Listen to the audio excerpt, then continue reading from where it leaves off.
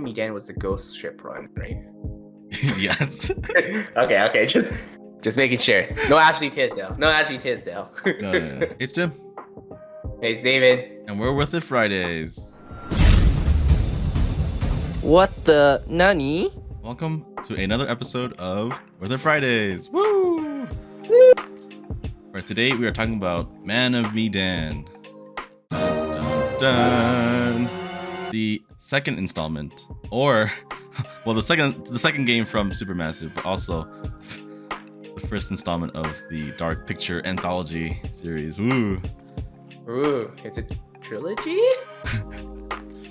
But I'll let David get into more of that. So, tell me more about this game. Alright, Tim, let's do it.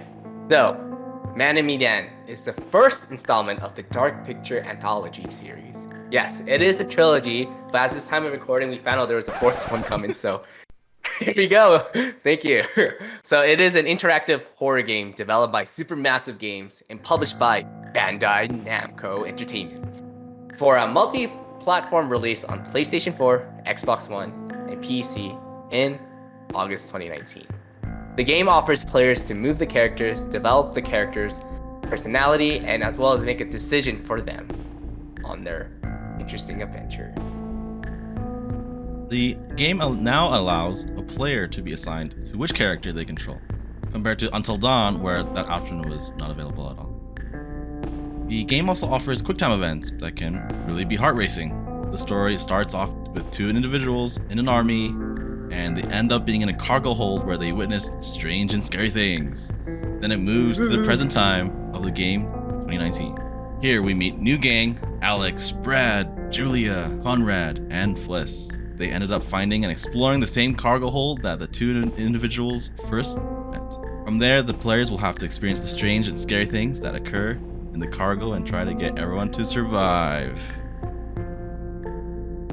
I'm scared. I can't. The cargoes, man. The cargoes.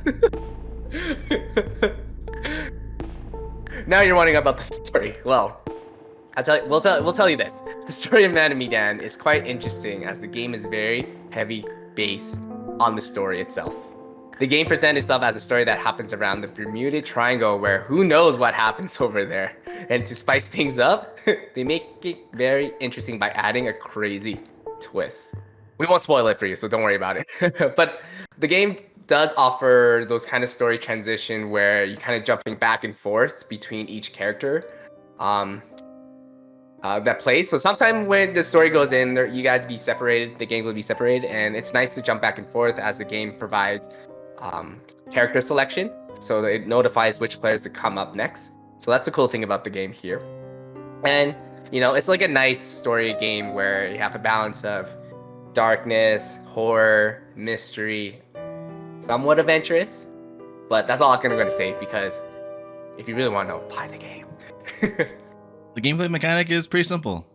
Similar to Until Dawn, where you can move the character, QuickTime events will happen, and you have to make a decision within the time frame. You can play with up to 4 others on the couch or 1 other friend online. The choices feel like it gets more tense as the story progresses, and having friends purposely or accidentally screwing each other over is heartbreaking. But with everyone playing, we'll want to try again at some point to see what other results can happen. This leads to that autosave being your enemy. Watch out for those. Man, I hate those stupid autosave. Oh, Can't go back now. I can't go back. I swear, I try to cheat the game. Just shut it down before the cutscene comes up. But man, the game is so smart. They're like, no way. We're gonna say it right away after you made the decision. So, you know what? Supermassive Games. I bet you they were planning for many players to rage quit on the decision they made. So, good job on you, those guys, for doing it. But, oh my god, my game experience for it. Let's just say either I have ruined friendships, or I felt like I wasted my whole time in this game. So, they got me. Onto the graphics of this game. So the graphics of the game is, it barely has any colors at all, which is like super dark and gloomy and doomy. I'm not saying it's a bad thing. This is a good thing because this is what the game is really based on. The theme is dark and scary. So they really did a well done job of making it really dark and gloomy and doomy. It does fit the premise of the genre of the game, which I just mentioned, and the graphics of the real actor's facial expression is actually pretty good. It's definitely an improvement from Until Dawn. So, like Sean Ashmore, that's Iceman, right? I think Yeah, so. right. I think it's Iceman. Yeah. My goodness, it's really cool to see your favorite actors and actors that could be up there. So yeah, one of them is Sean Ashmore. So I thought that was pretty cool that they are able to do that. So like we mentioned, this game is like a movie where you're really interactive. It's a game. The cost of the game. So we have the similar perspective on this, where the game is $40. So I mean, if you're invested in the whole Supermassive Games, then you're probably gonna get it anyways. But otherwise, if you're interested and you haven't played this yet, it's probably worth getting on sale, just because it's a 2019 game, and I can't believe I'm saying this, but it's a few years old. So you can kind of just wait for it to be on sale, and it'd be probably worth the money then, at least if you can get like half off or something. So. It's true because they did confirm it is a trilogy plus one final game, so I'm pretty sure they're going to make a collection edition of it. True. So like, why not, right?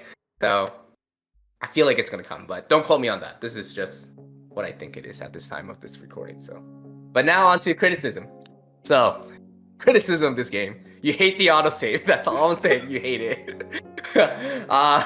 There are moments where when we're playing, the pacing is a lot slower, where we kind of got a little, I don't know, would you say bored, Tim, but like kind of distracted. Where like, what was going on again? As well, there's some characters where they get more of the screen time or gameplay time than compared to other players. So we felt like there was a kind of imbalance of each character selection. So, if you're like me, who sometimes hates this game because of the decision they make you do, or don't have to do, but so I usually try to play the least main character, so I don't have to risk anything and be blamed at for anything for any screw up. I guess it could be a good thing too. You're like, oh, you know what? You're the main character. You can go do all the hassle there. Yeah, you stick with that. You stick with that guy. But other than that, those are like the minors. Criticism, again, like my reaction is always explosive, where I just know I screwed it up, and at that point you can just give up. But I'll give you a hint though. I'll give you a hint to this game. There's an option where you can do nothing. That's true. Nothing. I know the game always makes you feel like you have to choose something, but they don't really tell you that you can actually do nothing at all, and it does progress the game. So just saying. Yeah, there's a tutorial, like literally in the beginning, where they're like, don't do anything, and like you do it, but then like I guess in the moment you always forget to like just like don't do nothing. But yeah, Right? it's kind of it's an option to not do anything. The game tricks you. They always like, here's two options. But you don't have to choose, but they just slap in your face in intense moments. You're like, ah, shoot. So, yeah. And then side note, just from the some characters having a longer sequence, that just causes this whole like backseat gaming thing. And then like again, if you're okay with backseat gaming, that's probably an irrelevant criticism. But it's just for that common kind of idea of like, it's not as bad as Until Dawn, where like I think one character pretty much like skips the whole like entire midsection and comes back in the end. Spoiler alert, kind of. It's kind of like, it's not like that where like you're missing a whole bunch. Everyone kind of they do pass the controllers, pass the person on pretty equally, but like there are moments where it does just feel like it's longer. And I think also adding on to maybe being because of the moments being too slow. But yeah, overall, the Man of Medan is a nice upgraded version of Until Dawn, thankfully. The game has the players going through an adventure that is filled with horror, suspense, and drama. The gameplay experience of the game is filled with quick-time events, aim, shooting, choices, or not to choose, as we've expressed.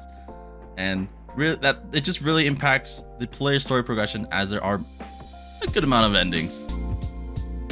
And the graphics of the game is well fitting to the theme of the game, as it's dark and gloomy, and as well as adding a bonus of adding real actors and actresses' face as to play the role of the characters. So really enhances the gaming experience to be like, it's a movie game. Yeah, back in those days, movie games were pretty bad, but now today I think they stepped it up. So So as Worth It Fridays, we rate this game as 8.5 out of 10. So to us, that's pretty awesome, you know, with the minor criticism, but you know, it's pretty good, and we definitely recommend it only if it's on sale. So. And that's our review of Man of Medan. And hopefully we'll cover more of the trilogy plus one as they come out.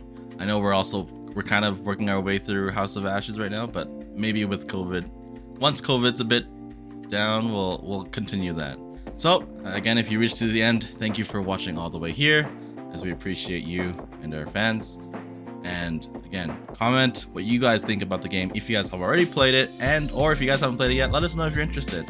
As we've seen in some of our other videos, that, you know, we're always here to help, and we'll comment. And people seems to be commenting, you know, when sales happen even.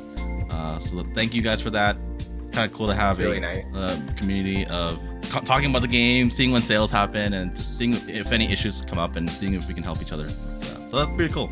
We appreciate that. Yeah. As well, give us a like on the video to show us that you guys like the video, and as well as hit the sub button so you guys can see, and as well as you guys click the notification button, you guys will see when we release videos, and it'll be hit right into your notification. See you guys next time in the next video. See ya. Bye. Oh, too bad we killed that guy. I mean, oops. Ah, shit, I knew it. I screwed it up at the very end. I made a wrong.